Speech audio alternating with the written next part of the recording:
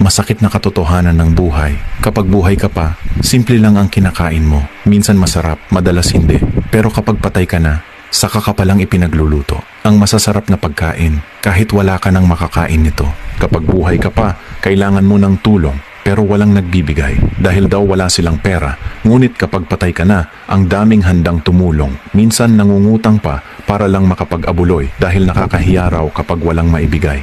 Kapag buhay ka pa, hindi ka naaalala ng sarili mong pamilya. Pero kapag patay ka na, kumpleto silang lahat. Parang reunion, nagkakasama-sama, at nagiging dahilan pa ng kasiyahan. Kapag buhay ka pa, walang nagbibigay ng bulaklak sa'yo.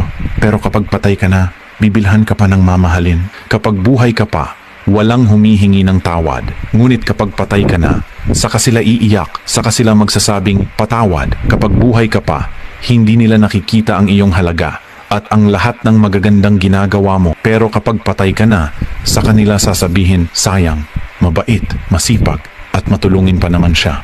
Sa madaling salita, minamahal ka lang ng tao kapag wala ka na. Nakikita lang ang halaga mo kapag patay ka na. Iyan ang katotohanan, iyan ang realidad ng buhay. Kaya sa mga mahal natin sa buhay, ipakita at ipadama natin ngayon ang pagmamahal at pag-aaruga na karapat-dapat para sa kanila. Dahil hindi natin alam kung kailan sila mawawala, huwag nating hintayin na mawala sila bago pa natin iparamdam kung gaano natin sila kamahal.